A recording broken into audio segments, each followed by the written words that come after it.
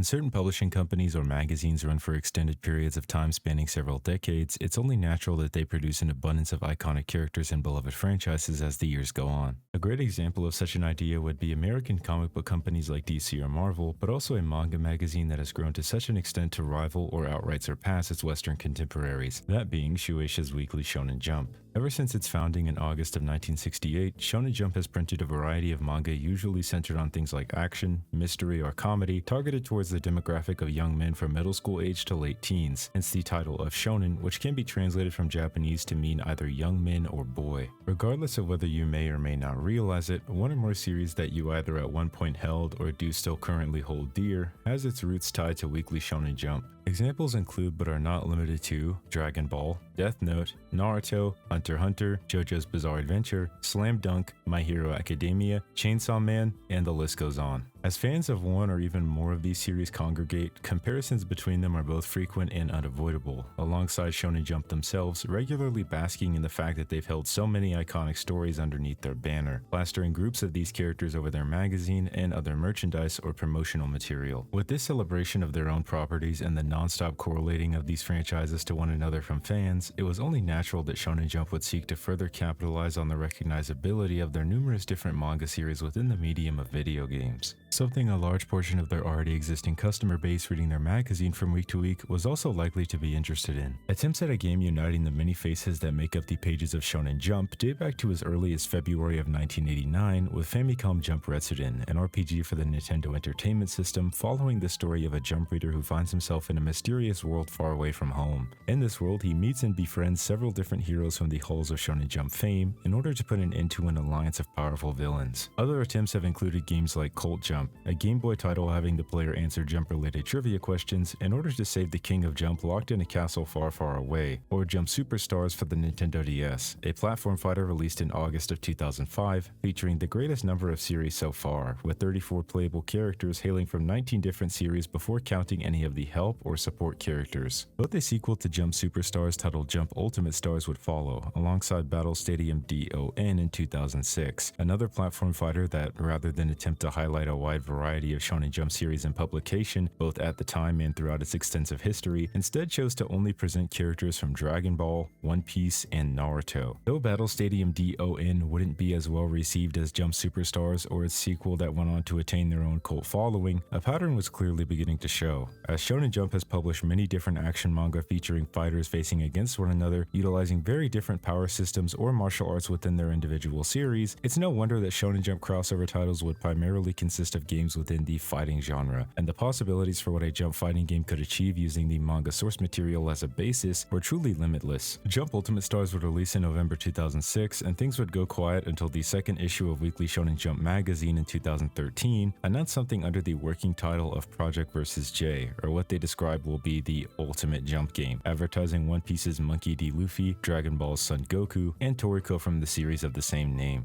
The game would also be announced as a PlayStation exclusive, making its way to the PlayStation 3 and PlayStation Vita, with Shonen Jump also going as far as to allow fans to vote for characters they would want to be included in the game, noting that main characters, rivals, and even female characters are all acceptable. Reactions were positive, but some concerns were raised, most prominent of which being ones regarding the roster, considering the previous limited representation of Battle Stadium DON, and the fact that similarly to DON, only 3 series were being presented, but this however would be addressed by Shonen Jump allowing their fans to vote for the characters appearing in the game. Others were concerned regarding the game's availability, since North American and European releases for prior Jump games had been sparse to say the least, meaning Western fans may have been pointlessly getting excited. Even so, it was safe to say that at the very least, Shonen Jump had captured their fans' attention from all across the globe to see what they would do with not only their older characters, but their newer ones as well, on the at the time newer generation of consoles. As more characters would be announced within Shonen Jump's magazine over time, Project vs. J would become named J-Star's Victory Versus, and eventually make its way to Japanese players on March 19, 2014, just in time to commemorate 45 years of Shonen Jump manga. Upon release, J-Star's Victory Versus would receive mostly positive reviews from players who enjoyed the game, with others more so declaring that J-Star's Victory Versus was flashy, but had missed the mark on capturing what made the characters it featured truly charming within its gameplay. But how true are these criticisms? What is this game truly to its core, and is it worth your time today? I'll go on to discuss this with you now, but first, YouTube shows me that, nah, I'm kidding.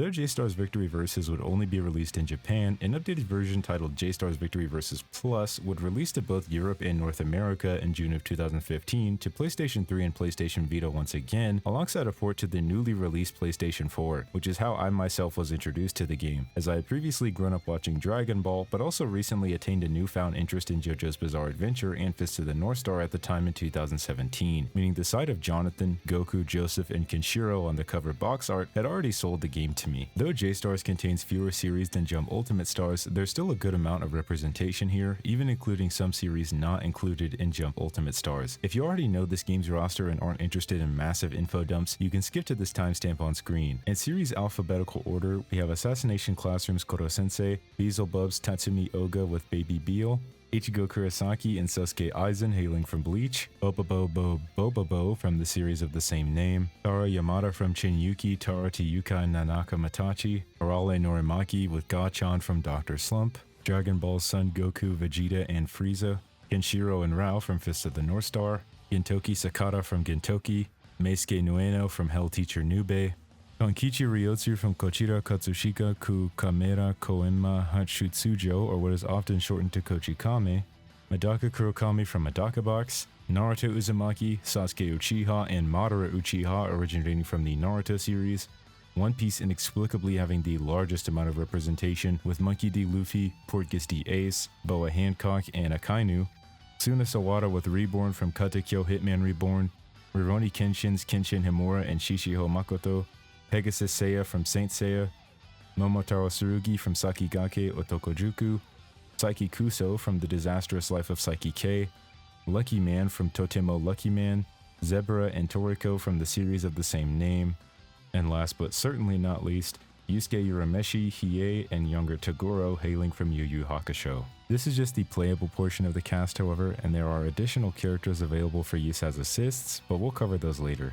Needless to say, we have quite a few characters here, and there is quite a wide range of representation varying from action series regarded to be the face of the magazine like Dragon Ball, Naruto, and Bleach, all the way to comedy series such as Kochikame or The Disastrous Life of Saiki K, but even featuring series like Neuro Supernatural Detective focusing on the occult or supernatural mysteries, and To Love Ru, a romantic comedy horror manga that regularly attempted to test the limits of what would be allowed within the Weekly Shonen Jump magazine, in the words of writer Saki Hasemi and illustrator Kintaro Yabuki. There's something here for everyone, as even if you don't necessarily care for the more mainstream action series that the magazine has become widely popular for, spotlight is still given to some of the aforementioned non-action series and even extraordinarily obscure series like Chinyuki or Lucky Man. There are some glaring omissions that I, and I'm sure others, would have loved to see here, but this is still more than enough material present for a game of this nature, with 52 different characters from 34 different series, 39 of them being playable and 13 being assist only, allowing for characters who can't necessarily produce an entire fighting game moveset to still be included in the game. Negotiations regarding the licenses of certain characters proved to be an issue with the game's release in the West, but producer Koji Nakajima has gone on record saying he wanted to include even more characters in the game and actually cites deciding which characters would do what to be the most difficult area of development, saying, quote, "There are some characters who don't fight in the original manga, so it was very difficult to image how Goku and those other characters will be fighting in the same stage. In terms of creating the motion and actions, all of those were approved by each licensee after having a lot of discussions and negotiations. Implementing those actions was the most difficult part, and I spent a lot of time discussing it with the dev team." End quote. So sure, this game has a lot of characters, but what does J-Stars Victory Versus actually bring to the table in terms of utilizing these characters? Upon arriving at the main menu screen, you're greeted with the several different options you have for play. Single player modes include the standard fighting game arcade mode that's divided into 8 different brackets. The technique bracket pits you up against characters with tricky abilities. Strong focuses on characters with immense physical power, and Brave highlights opponents who are more so a healthy mix of both. But there are also the Elite, Master, and Extreme brackets, which as implied by their names are higher in difficulty level, but also interestingly filter your opponents based on their eras within the Weekly Shonen Jump magazine. Elite being a bracket compiled of characters originating from the 2010s, Master being those from the 2000s, and Extreme being the 1980s and 90s. The random bracket gives you a traditional randomized fighting game arcade mode, and the ultimate bracket is the most difficult of each of them. And since only a few of the brackets are unlocked at the start, there is some incentive to come back to arcade mode every now and then and try to unlock the other brackets while playing single player. Victory Road lets players fight against teams arranged based on certain themes, such as a team comprising characters written by Dr. Slump and Dragon Ball's Akira Toriyama, or a team dubbed Fortune Fighters, centered around characters deemed as lucky. Victory Road also includes challenges like being the first one to strike or finishing the match with a super. Not that dissimilar to arcade mode, but it's still there for you if you're interested. There are a couple of other things to keep you busy in single player, like the gallery where you can read a brief synopsis to familiarize yourself with each series, view character models, or listen back to the character voice lines. BGM Editor in the options menu also allows you to listen to or replace music in the game with your own, which could be fun if you associate certain songs or soundtracks with specific characters and series. There is also J Customization or J-Stars cards, which function similarly to gems from Street Fighter Cross Tekken, but unlike gems, J-Stars cards can be unlocked through simply playing the game and buying them with the earned JP or J points along the way. This is admittedly a relatively new part of the game to me, even after 7 years of play, as I don't really pay attention to these sorts of mechanics or items that buff your characters in fighting games. Some of these are kind of broken, like reducing meter usage from sidestepping by 75% and returning 50% of your meter by just taunting, but they also have some funny drawbacks like Tetsuya Kuroko's card that grants a 20% chance of your opponent's attack doing 150% damage. However, the largest or most sprawling portion of single player is arguably J Adventure. J Adventure is essentially the game's story mode split into 4 sections, being the dynamic arc following Luffy as he recruits his brother Ace and Pegasus Seiya,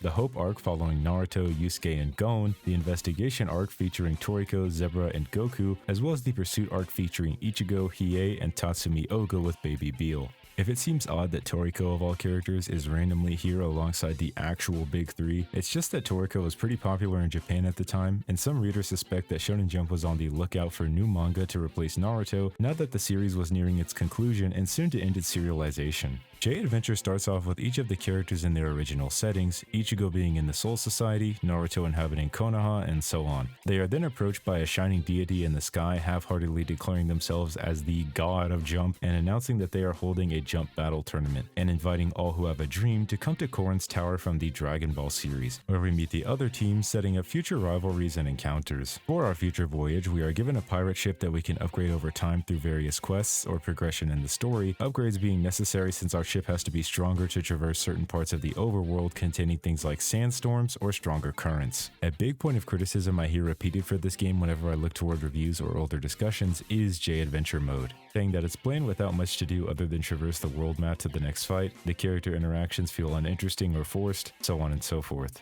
I do have to agree and say that J Adventure is somewhat half-baked, especially in the 4 different playable arcs without any real differences beyond the superficial, somewhat moderately misleading the player into believing that they're getting different experiences with the different arcs when they're more so just deciding who they get to play through J Adventure with, if anything. I do have to be honest with you and admit that I've never played J Adventure mode to completion, mostly because I don't really care for fighting game story modes. NetherRealm or Midway at the time took them to an interesting place with their open world conquest modes, something I plan to talk more about in the future, but it's undeniable that other fighting game developers have taken note of their more cinematic story modes that begin with Mortal Kombat vs. DC Universe and continue to Mortal Kombat 9, with other games like Street Fighter that were light or really just non-existent on story, then getting their own fully fledged cinematic story modes. I asked my viewers if they care about playing through fighting game story modes, and an overwhelming majority of you profess that you do have a genuine interest in them, even going as far as to say you sometimes only play fighting games for their story modes. I can understand why, even if it's not really for me, due to the aforementioned standards set by NetherRealm and other fighting game developers that have followed suit. But the point I'm trying to illustrate here is that it's a bit much to write off an entire game for one lacking aspect that has no effect on its core gameplay, not being all that fleshed out in comparison to other games of its genre, especially when at the time NRS was only very recently beginning the cinematic story mode wave with Mortal Kombat 9 and the first Injustice game.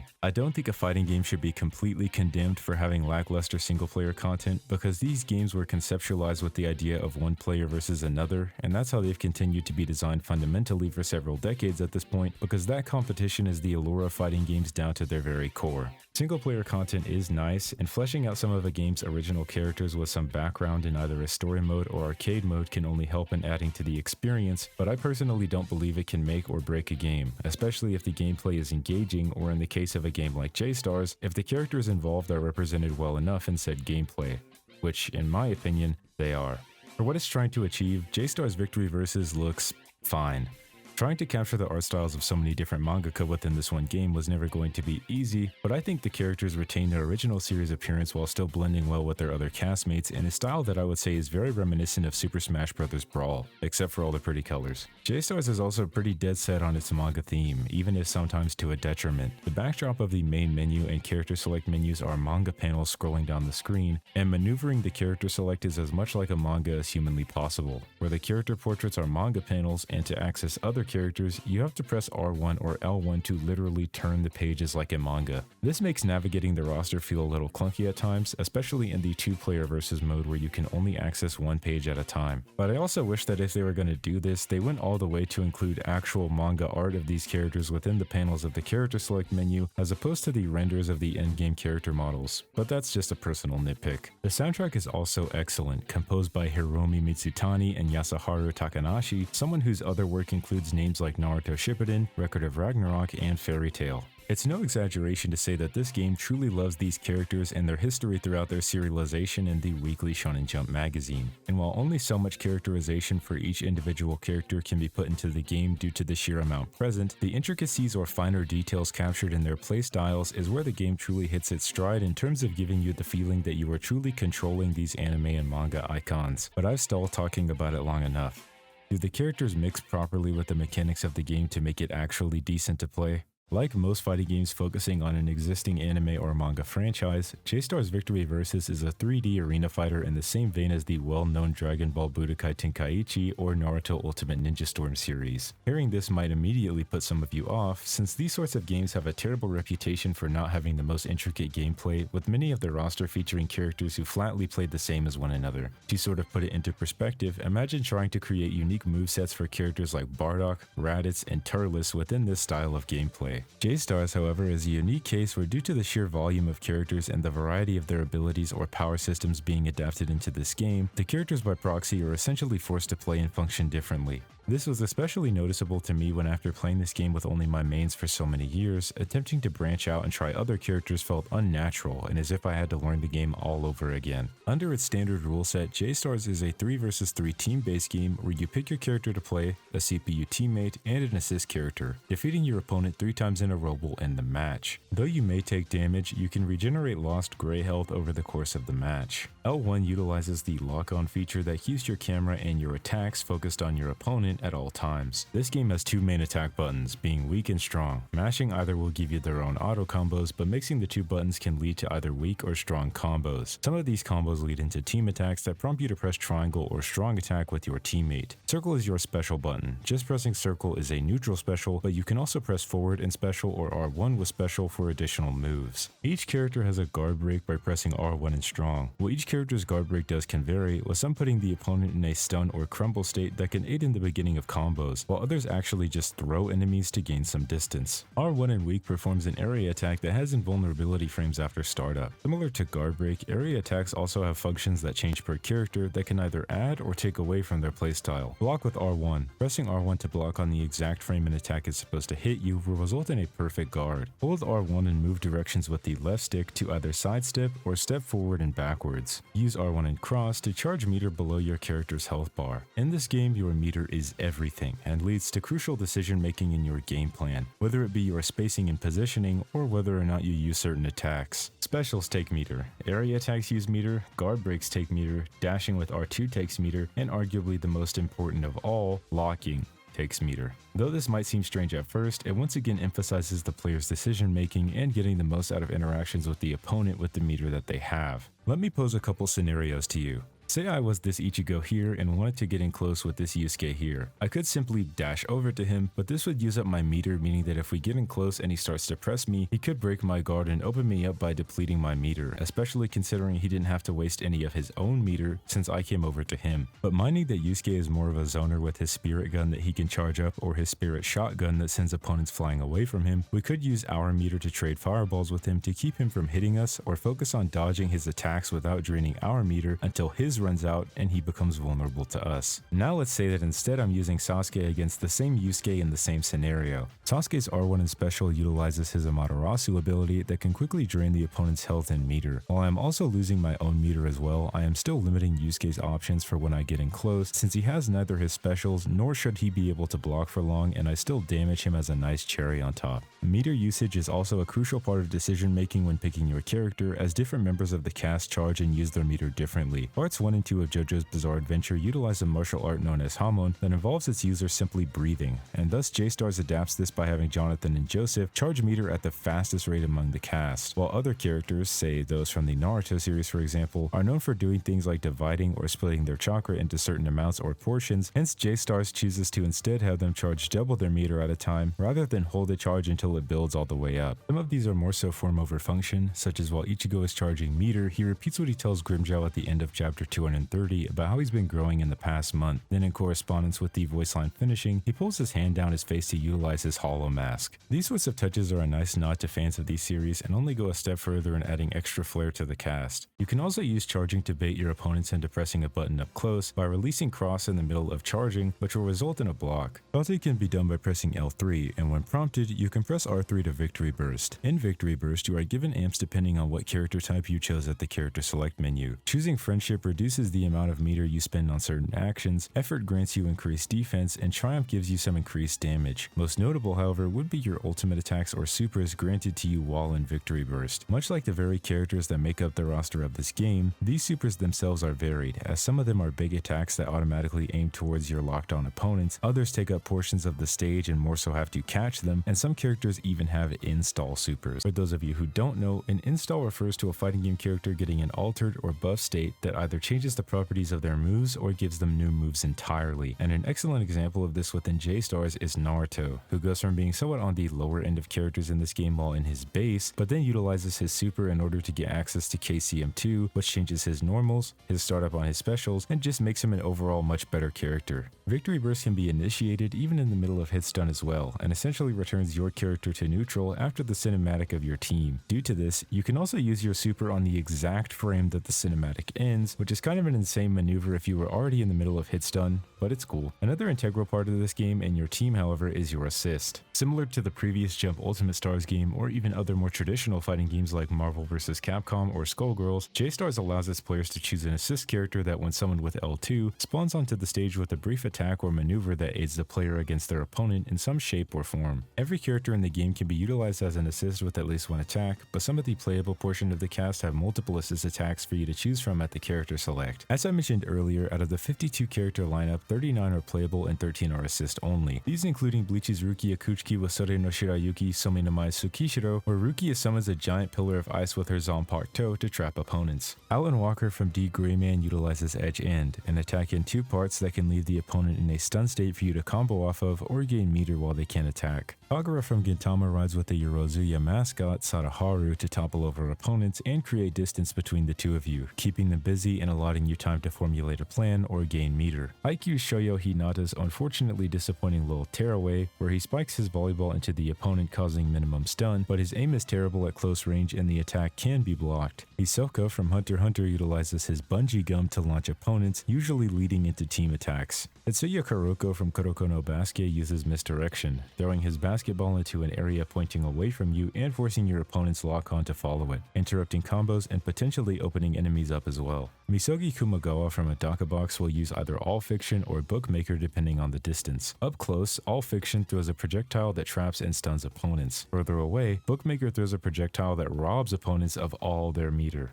Neuro Nogami from Neuro Supernatural Detective creates a small field with 777 Tools of Hell Evil Blind that turns allies invisible for roughly 20 seconds or so until you attack. This prevents opponents from locking onto you entirely. You can be tracked by the dust clouds of your feet, but this could still prove useful in some scenarios. Chitoge Kirisaki from Nisekoi tells opponents to not get any funny ideas and seals their assist for 25 or so seconds while knocking them back. The attack isn't instantaneous, however, and also doesn't track moving opponents.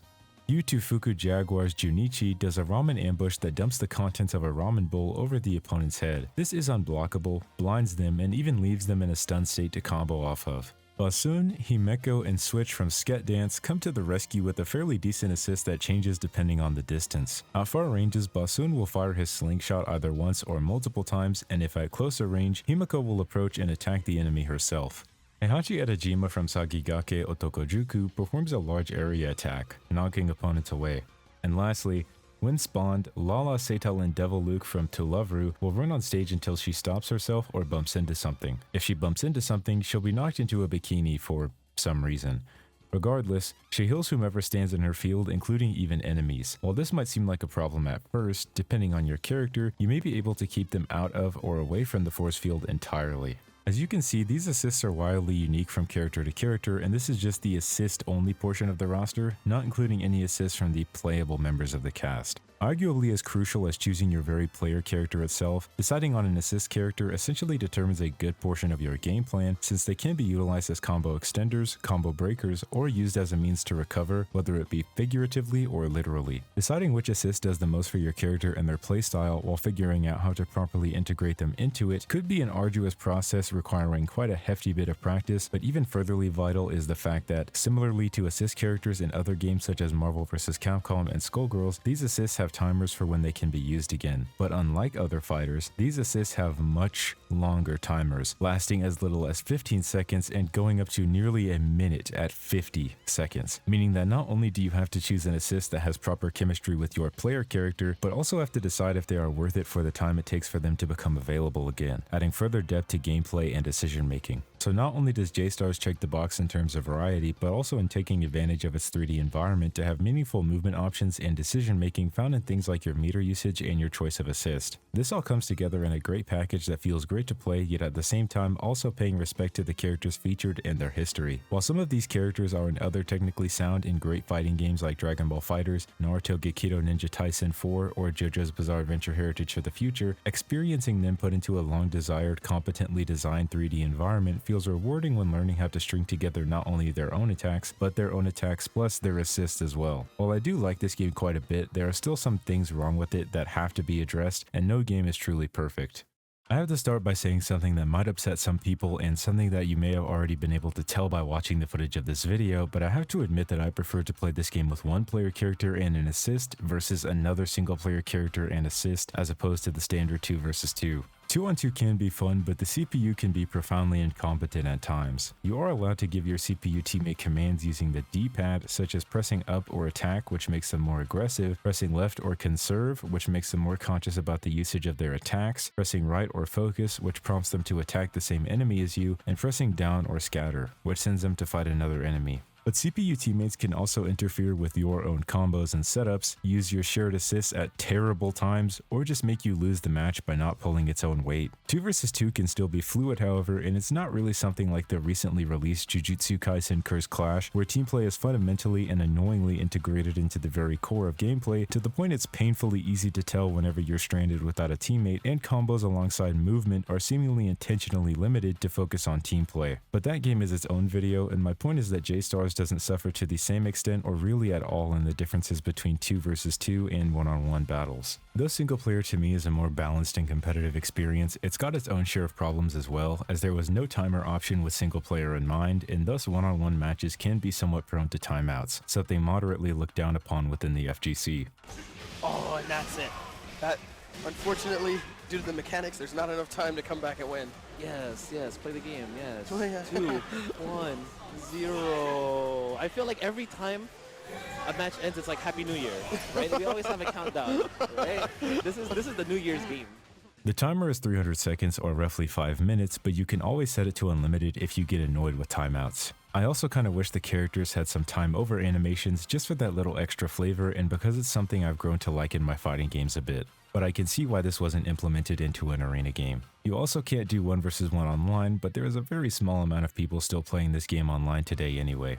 The Victory Burst Team cinematic also just has to go. It's awkward and somewhat slows down the feeling of fast-paced matches, even if only a little bit, and it rarely, if ever, achieves the hype it's attempting to generate. I also wish there were different costumes or at least colors for the characters. Although it's not as if it's difficult to tell the characters apart in the middle of a match, it's still common practice within fighting games and something that I personally feel is missing while I play. Something more egregious, however, is the fact that the stages in this game are horrendous, being Planet Namek from Dragon Ball, the Soul Society from Bleach, Konohagakure from Naruto Shippuden, Penguin Village from Dr. Slump, Temple of Athena from Saint Seiya, Vegetable Sky from Toriko, Alabasta from One Piece, Inferno Crags from Rurouni Kenshin, Chimera Police Station from Kochikame, Yoshiwara Paradise from Gintama, Dark Tournament Stadium from Yu Yu Hakusho, and Tenraikyo Sojin Toji from Sagigake Otokojuku. I usually don't care much about fighting game stages unless they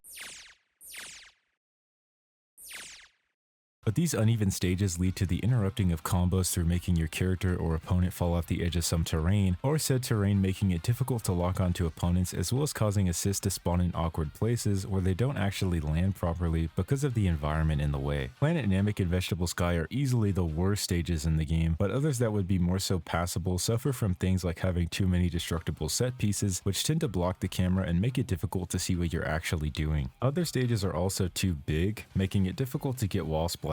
I neglected to mention this earlier in the gameplay portion, but an easy way to extend combos is to knock characters away into the wall of the stage where they'll usually bounce off of it, opening them up to further damage and continued combos. It's much more difficult to do this on the more spacious stages such as Alabasta or Konoha, precisely because they're so much bigger with so much more space away from the walls. And so in an oxymoronic twist, the expansive stages are more so limiting. This game also perplexingly does not have any sort of training mode whatsoever. This may be because developer Spike Chunsoft believed that anything players wanted to learn about playing the game would be taught in the battle guide within J Adventure, but this doesn't account for practicing combos, experimenting with all the different assists in the game, or even just trying out characters who aren't featured in J Adventure. There is, however, a workaround. Head to free battle in the main menu. If you choose one player, set every teammate but your assist to not participate by pressing triangle on their slot. Then pick a CPU character and set their difficulty to 1 star. The only problem with this method is that the CPU will occasionally attack or block. I usually pick Jonathan as a training dummy, but results may vary. If you have a separate controller setup, you can choose 2 players at the free battle menu and have a truly idle training dummy. You could also use J cards to create a deck for a training mode like experience,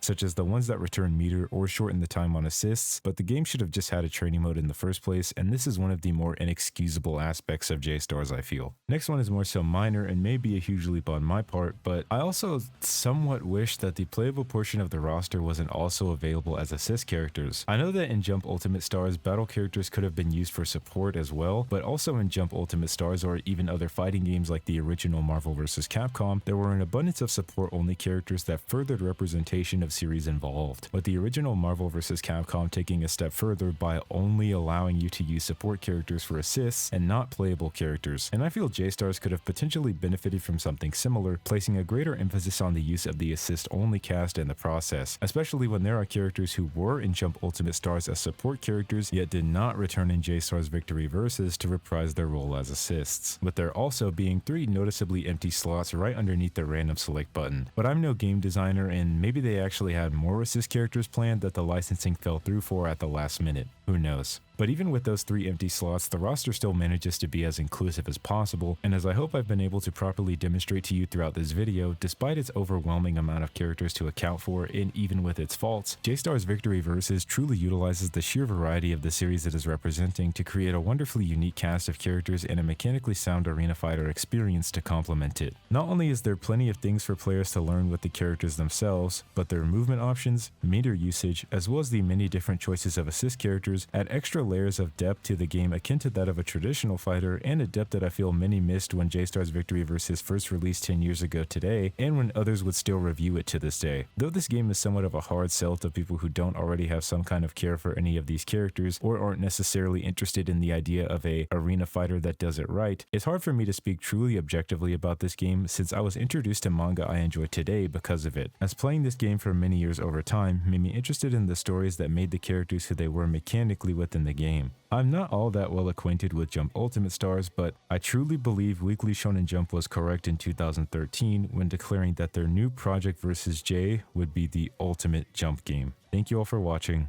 and have a blessed day.